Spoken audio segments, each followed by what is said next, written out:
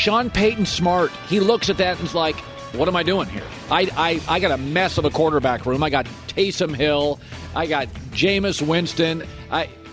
Come on. You're not going anywhere with that group. You're not going anywhere with that group. And Sean Payton's like, I'm rich. I got my ring. I got my legacy. I'm out. I don't blame him. That is what I talked about, the wake of Mahomes and Josh Allen. I had multiple people in the NFL. It was discouraging. If you don't have a Burrow, a Herbert, a Stafford, a Rodgers, a Russell, you're waking up this morning thinking, hell, I can't compete for a championship, and I love my job. In Indianapolis, Chris Ballard is as good a GM as the league has. Frank Reich is excellent. Jim Irsay is furious with everybody in Indianapolis, and Carson Wentz is pretty good. He's not good enough, and the owners. It started at the beginning of the weekend with Joe Burrow. Ryan Tannehill and the Tennessee Titans have everything you could possibly need. Everything is in place, including a bye. Joe Burrow, it's just better. So it's very interesting. So Sean Payton has a home in Dallas, used to be on the Cowboys staff, has relationships there, spends a lot of time there. Jerry loves him. I think that would be the number one choice. Dallas has a good roster. Now, Sean Payton has 3 years left on his contract, so the Cowboys would have to trade to get him. But they've got a lot of good pieces. By the way, now that Michael Thomas, you don't know what you're getting? Amari Cooper. He played at Alabama in the South. Amari Cooper be a piece you could move. Sean Payton, CeeDee Lamb, you'd probably keep now the tight end. He elevates all your offensive pieces. They don't know in New Orleans. The Michael Thomas situation, I was told this by somebody inside the Saints organization a year ago in an airplane. It is a mess. It is a mess. And Sean Payton doesn't have a quarterback. His star wide receiver's not right. They're not right. Remember, he voiced concern publicly. You go to Dallas. Dallas says, we'll give you Amari Cooper. We'll give you this. We'll give you that. So Dallas has a good enough roster to make trades. They're not going to give you Zach Martin. And they're not going to give you Dak. And they're not going to give you Trayvon Diggs or Micah Parsons. Everything else I'd put on the table. I mean, there's about 4 guys I'm not moving. And I think Dallas fits. I think they have the pieces. Listen, I've always said, I like Dak Prescott. I like him. To me, he's like a B-plus quarterback. Sean Payton's the kind of guy that can take a quarterback like Dak and move him a half a grade. He's not going to turn Dak from B to A-plus. But can he take back Dak this year from B to B-plus to A- in that A class? Absolutely. There's absolutely no question. So, I mean, listen, Brian Daboll, look what he did with Josh Allen. So don't kid yourself. When you get a good quarterback, Dak is certainly good, and you give him a great coach, that's the game changer. That's the jet fuel. So Dallas makes a ton of sense, but they'd have to trade for him. Again, they've drafted well. They've got a good roster. Outside of about 4 guys, there's a lot of guys I'd move. Also, it's an easy division.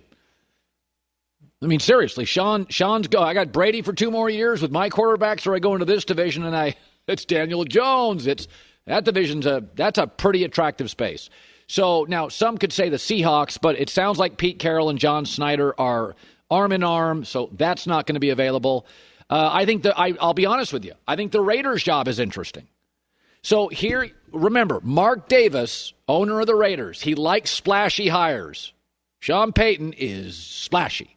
Jim Harbaugh is splashy. Harbaugh tends to be a little bit more wanting control of personnel. Davis maybe not interested in that. I think Sean Payton has worked with Jeff Ireland and Mickey Loomis. I think Sean would give over personnel easy. Jim has done this college thing where he controls all personnel. Jim had real fights in San Francisco with Trent Baalke over personnel. So that's maybe something that Payton is more attractive than Jim Harbaugh if you're Mark Davis. That's just my opinion. I think the Raiders would be very attractive. And again, Rich Bisaccia is loved by Derek Carr. Okay. So I'm Mark Davis, and I walk into a meeting with Derek Carr. I say, Derek, we're not going to retain Rich Bisaccia. And Derek Carr is upset. But, I say, I am going to hire Sean Payton. They'd get over Rich really quick. When Tebow was popular in Denver, won a playoff game, and everybody said, Tebow's leaving. Boo! We're getting Peyton Manning. Okay, I'm over it. You got to make a big move because Rich Bisaccia is really liked in that room by Max Crosby. He's really liked in that room by Derek Carr.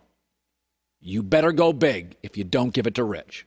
Nobody's going to lose any sleep over, we love Rich. He can stay on as a special teams coach if you want. Make him an advisor, but we're going to go Sean Payton. You obviously make that move. That's a no-brainer. It's like Tebow and Peyton Manning. They weren't going to go out and bring in an average quarterback to replace Tebow. He had created such an weird word for Colorado, but kind of an avalanche of support. You had to go big. Tim Tebow, like literally the second it was announced, Tebow was the invisible man. It was not even a factor. So Raiders makes a lot of sense to me. You got to get somebody that Derek Carr goes, okay, I'm good with it. And with those offensive pieces, really interesting. Well, the Dallas and Raiders job makes the most sense because they both have a quarterback. That's right. And he'll elevate both. Right. He's leaving a situation where I'm sure he's looking at the Saints organization like we have no future here at the quarterback position. I mean, he's used to working with Drew Brees and going to what they have now, which isn't, a dysfunctional situation, but it's been a rough, stressful year for him, which is clearly why he's stepping away. So assuming he wants to keep coaching, which is obviously a wild assumption. We don't know what his motivations are. Maybe he wants to take a year off and do media. Maybe he just wants to chill for a year and reset. Coaching is extremely stressful, so maybe it has something to do with that. Assuming he wants to coach, the Raiders job makes the most sense. Cowboy sounds great, but is Jerry going to give Sean Payton the power that he needs to do what he did in New Orleans? I'll give you this too. Amazon's now getting into the NFL business. Yes. Fox, CBS, ESPN, ABC, Sean Payton's agent has talked to every network. Oh, yeah. I mean, he'll have work instantly. But I'm saying, like, Dallas should want to be in the Sean Payton sweepstakes if he's wanting to keep coaching. But I don't see Jerry doing that. If you look at the coaches that he's had since Jimmy Johnson, outside of Bill Parcells. But, it's interesting. Bill and Jimmy are very much viewed as personnel guys. Sean is one of the few successful coaches in the NFL. Andy Reid's the other. They're in that offensive meeting room. Like Sean is in offensive meeting rooms.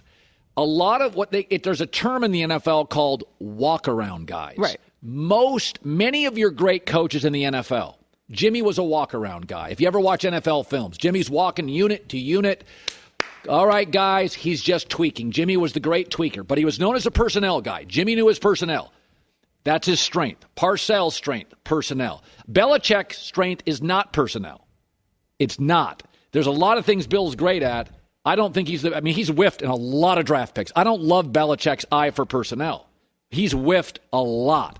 But I think Sean Payton, his genius is offense. Sean knows it. Sean leans into it, and Sean's smart enough to see the rest of the league and go, I can't win with these quarterbacks.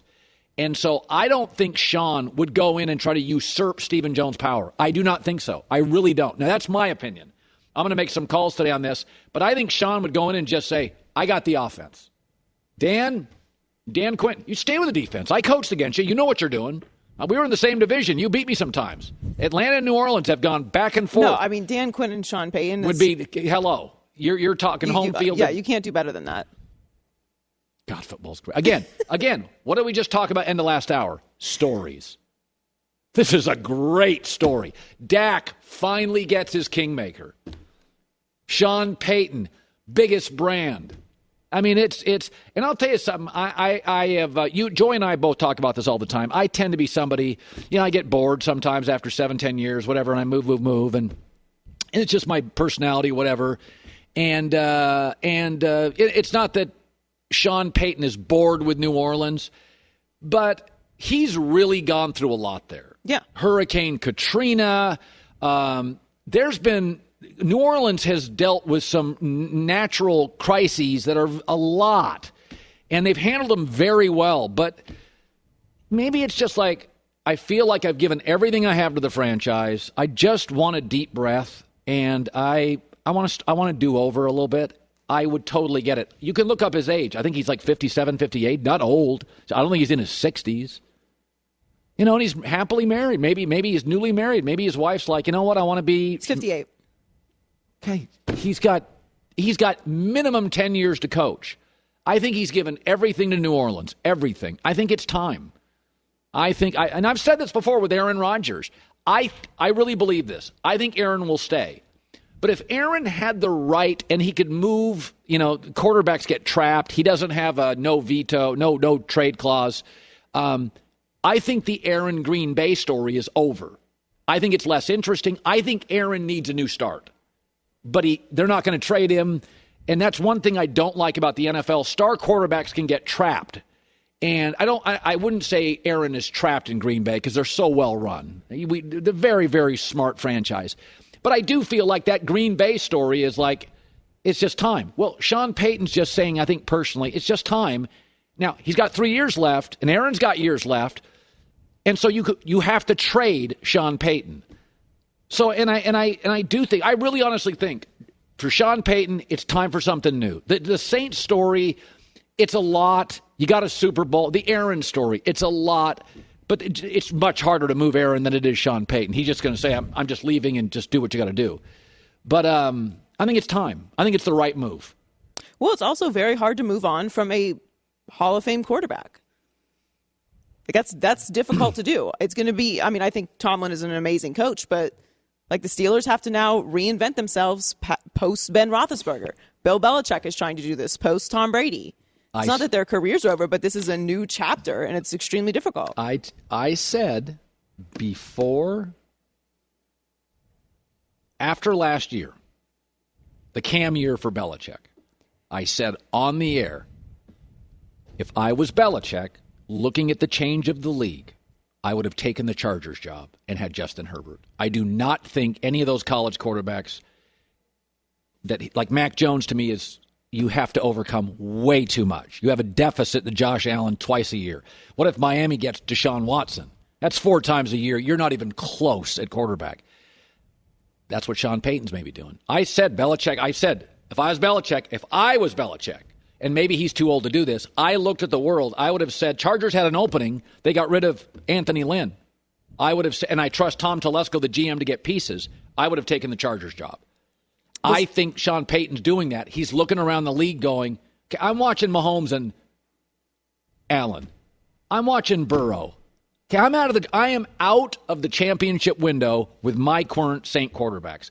I'm 58. I'm not doing this, banging my head against the wall. I think Belichick's going to figure this out in about 2 years, and I think Sean Payton figured it out after 1.